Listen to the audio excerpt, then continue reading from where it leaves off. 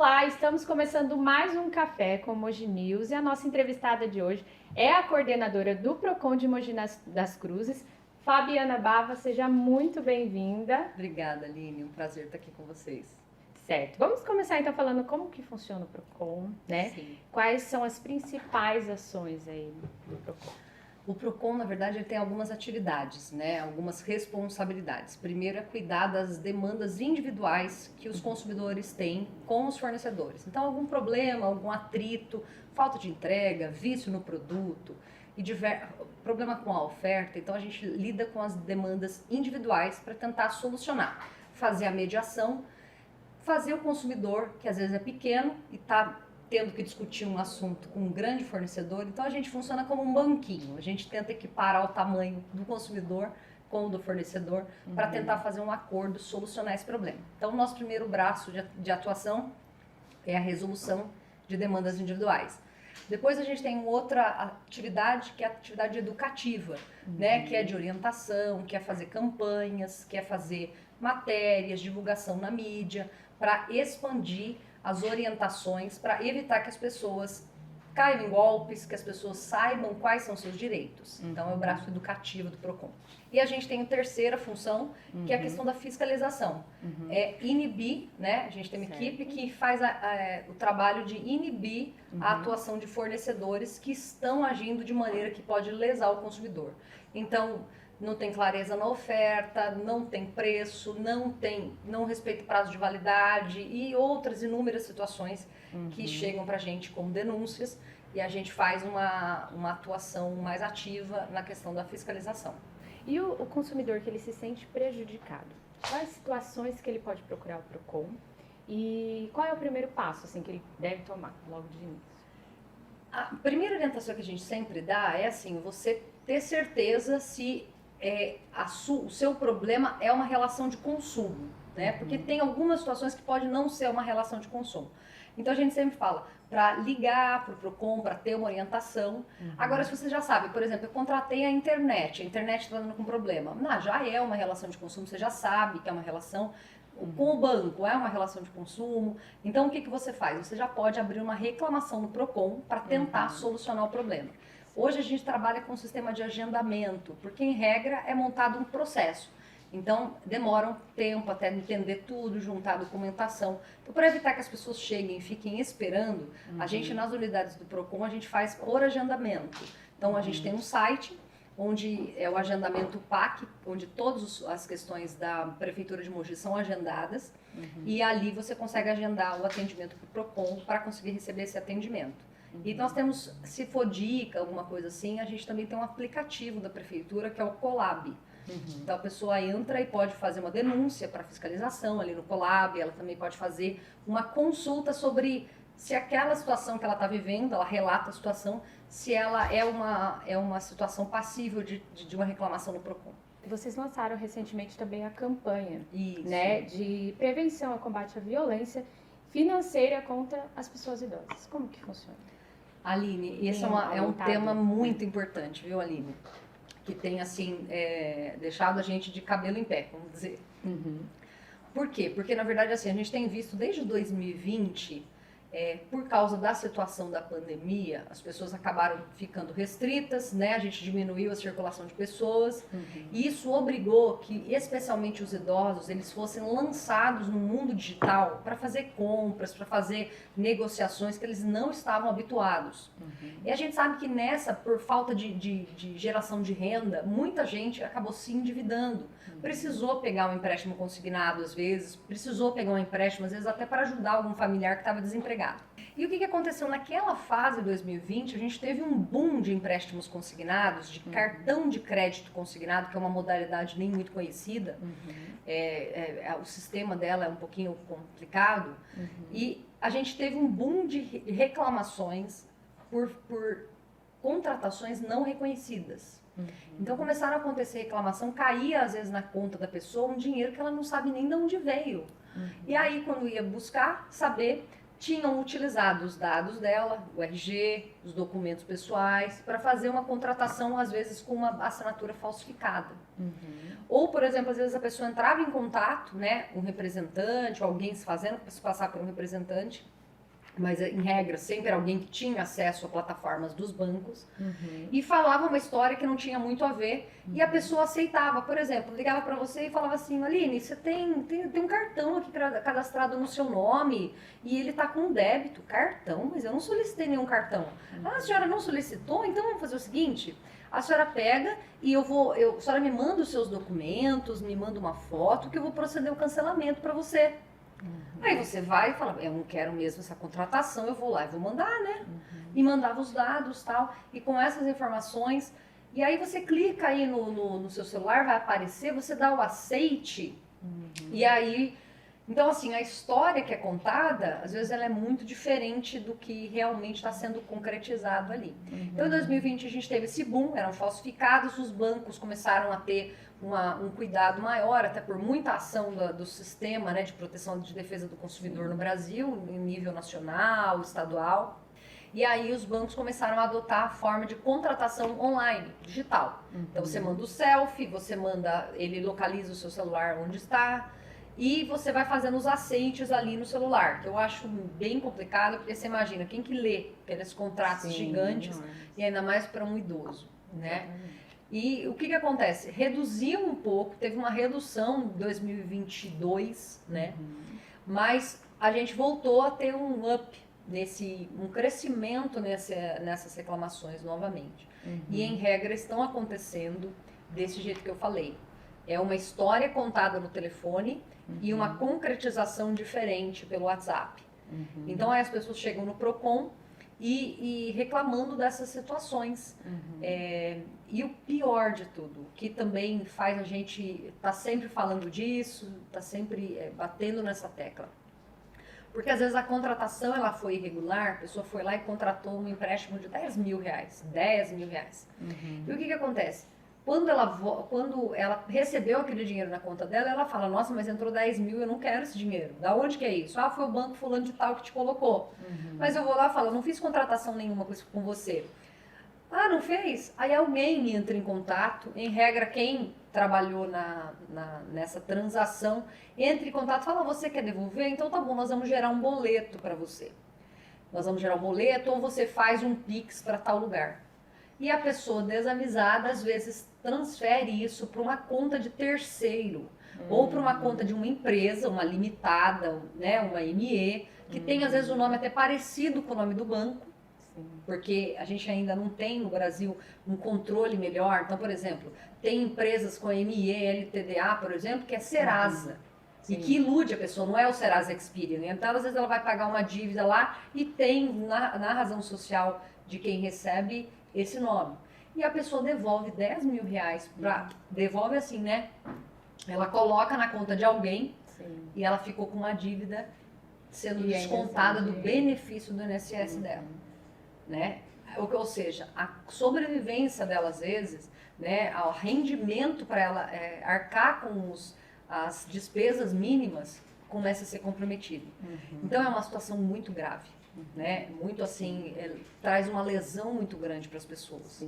E são pessoas, a gente fala, hiper vulneráveis, né? Que às vezes não têm discernimento, foram lançados nisso. É difícil até identificar mesmo, né? Para eles realmente a empresa está entrando em contato, já que o nome é parecido, né? Tem tudo ali, uma identificação que para eles comprovam, né? Que eles não, às vezes assim, até para a gente, a questão de dados, né? Por isso que veio a lei de proteção de dados. É uma coisa assim absurda, o poder que os nossos dados têm hoje com os nossos dados a pessoa efetivar contratações, né? Porque as coisas deixaram de ser presencial, a maioria das coisas deixou de ser presencial. Então, com os dados você consegue fazer várias contratações. Então, eles têm essa dificuldade de entender que alguém está entrando em contato e que essa pessoa que está entrando em contato não é daquele lugar que está dizendo, né? Então, por isso a gente lançou essa campanha, né? Uma campanha para alerta aos idosos sobre como se proteger de fraudes, como se proteger dessas abordagens que são golpistas, na verdade, para evitar. Então a gente precisa, na verdade, que os vídeos da campanha, que os cartazes estejam colocados em lugares estratégicos, onde a gente tem idosos, né, circulando. Então a prefeitura está fazendo esse trabalho de divulgar esses cartazes em locais onde a gente tem acesso aos idosos. E nós temos o vídeo, né, que está no YouTube, para que o pessoal possa circular isso. A gente precisa que isso rode a cidade, que a gente, se você, seu pai, a sua mãe, o seu avô, né, a gente precisa que eles sejam avisados, né? É bom compartilhar, precisa compartilhar, a gente precisa dessa cooperação de todos. Verdade. Porque senão, às vezes, a gente tá, né, gasta tempo com tanta bobeira, às vezes, na internet, né, com vídeo, com reels, que não vai mudar nada. E às vezes uma postagem, uma orientação que você dá para alguém da sua família pode ajudar a pessoa a não cair num golpe, ter um prejuízo sério.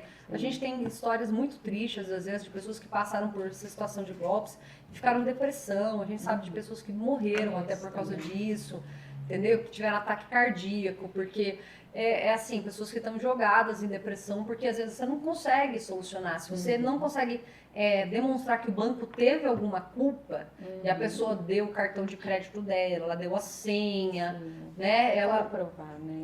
Você acaba não conseguindo responsabilizar a instituição financeira. Esse é o nosso trabalho.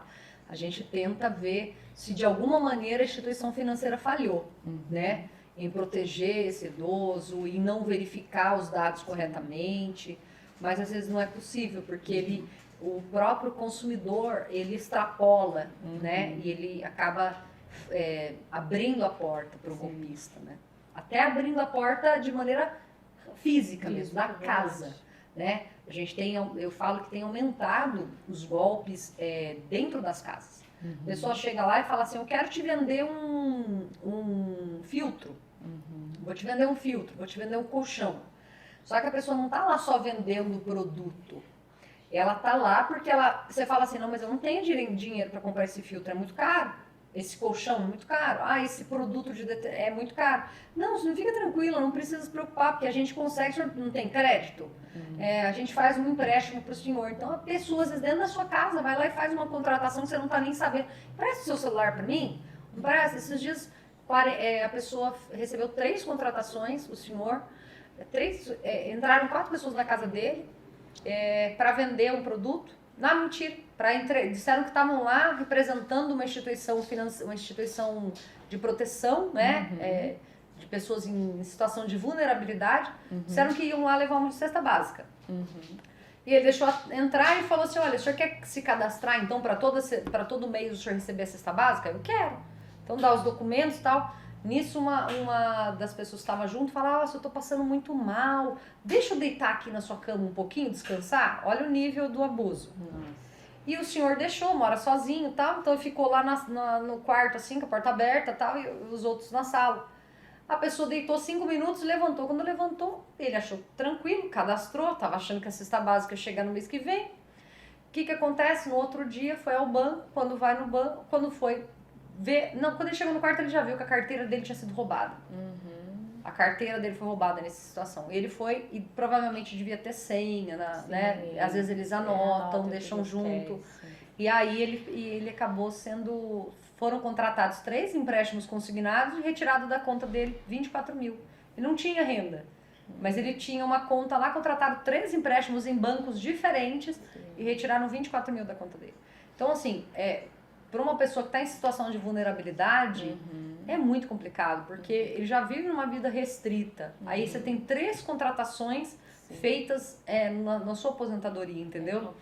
Então, assim, eu falo que isso é uma coisa que me irrita profundamente, que a maldade humana Deveria ter também um bloqueio, de repente, dos bancos, né? De repente, fazendo empréstimos, né, em tempo real em todas as agências, deveria ter, né? Um sistema com certeza, melhor, Aline. E assim, depende muito de como é que é conduzido isso, né? Mas assim, é possível sim, se você está assessorado, às vezes... A gente hoje no PROCON, a gente tem um encaminhamento para o juizado. Só que tem situações, por exemplo, que a gente não consegue encaminhar. Como é que funciona? Só para esclarecer para a população que está nos vendo. É assim, você faz o procedimento no PROCON e às vezes o banco ou a empresa não responde, né? Ou não atende aquele seu pedido que o órgão entendeu que tem direito. Quando não atende, a gente manda isso para o juizado especial civil, né? A gente tem uma parceria com o juizado, a gente faz a petição inicial ali dentro do PROCON mesmo, já monta o processo para que a pessoa não tenha que sair de lá e ir procurar ou a universidade ou o próprio juizado para fazer aquele trâmite novamente. Sim. A questão é que nessa área, às vezes a gente depende de perícia. E quando depende de perícia, isso não pode ir para o juizado, a gente depende que isso vá para a vara comum. E na vara comum, essa pessoa ela precisa estar acompanhada ou por um defensor público ou por um advogado, entendeu? Então, assim, às vezes a pessoa tem essa dificuldade, entendeu? Porque às vezes ela não tem nem condições de contratar. Sim. E aí fica complicado, porque se você realmente comprovar, por exemplo, que a movimentação ela está muito diferente do que é o habitual, você fazer 24 saques, né, 20 saques, ou às vezes a gente brinca com o aplicativo, com o cartão, né, Sim. esse de aproximação, Sim. né, a pessoa fez lá, sei lá, 15 aproximações, às vezes na mesma máquina, e o banco não bloqueia, o banco tá errado, entendeu? Porque ele precisa garantir essa segurança. Sim. Eu até, é uma dica importante, aproveitando o parênteses, é importante a gente bloquear o cartão, né? Porque o cartão vem aberto, a gente fala, né? Vem com um monte de funcionalidades. E uma delas que tem vindo é o cartão vir com aproximação. Sim. Só que, peraí, eu não sou informada de que vem com aproximação, eu não sei utilizar isso, o banco tira essa proteção de mim e depois ele vem dizer que é responsabilidade minha? Não, eu tenho que aceitar aquela funcionalidade, porque ele está tirando uma margem de segurança minha, entendeu? Então, é importante, assim, que a gente sempre fala, o pessoal que é mais descolado, que já tem mais habilidade para lidar com a internet, tem lá o aplicativo do banco para usar o cartão digital, eu sempre falo, bloqueie o seu cartão plástico, o seu plástico, para compras digitais. Porque bloqueando o plástico para compras digitais, no digital, né, no online, você só vai fazer com o cartão digital. E se eventualmente você perder o cartão, o plástico, ou for roubado, ou alguém, por exemplo, pega num comércio e tá de má fé e tira uma foto, aquela pessoa não tem a senha. E ela não vai conseguir comprar online tendo o seu plástico. Sim. Entendeu? Então, assim, a gente tem que ir aprendendo e fazendo essa educação. Para quê? Para evitar que as pessoas caiam nesses golpes. Exatamente. E também tem até limites, né? Que dá para colocar na aproximação. No meu caso, Isso tem. mesmo. Então, mas olha que absurdo. Tem limites, é importante a gente verificar, né? Mas às vezes o limite é bem alto. Por exemplo, eu já peguei limite de R$500. Entendeu? É um limite alto. Você imagina se você perdeu o cartão e tá lá. Até chegar no limite. Imagina, entendeu? Então a pessoa passou. E o que em regra a gente vê com os golpistas? Eles vão passando, eles tentam, por exemplo, sei lá, 300. Ah, não deu bloqueio. Ele vai dar 200. Aí ele achou, é 200. Aí ele começa 200. Sim. Você tá entendendo? Então às vezes ele vai em vários lugares e tá com o cartão da pessoa e vai. Passou ali, passou. Então às vezes quando você vê a fatura, você vê que ele já achou, então ele tá testando a margem, entendeu? Então, às vezes, ele testa de baixo para cima. Testa 50, depois testa 80. Então, assim, é importante que haja um bloqueio, né? Assim, eu estou com um cartão liberado para leitura, né? Sem senha. Quanto que para mim tá ok deixar? 50? 100 reais? 200 reais? Agora que a gente sempre fala assim, os bancos precisam nos avisar. Os bancos erram quando fazem isso. Então, por exemplo, se a pessoa ela teve uma lesão e ela nunca utilizou, você viu a fatura do cartão de crédito dela, ela nunca utilizou por aproximação. Aí, de repente, ela perdeu o cartão e usou um monte de aproximação. O banco deve estranhar isso, entendeu? E se a pessoa desconhecia, o banco pode ser responsabilizado, sim, porque ele tirou essa segurança do consumidor.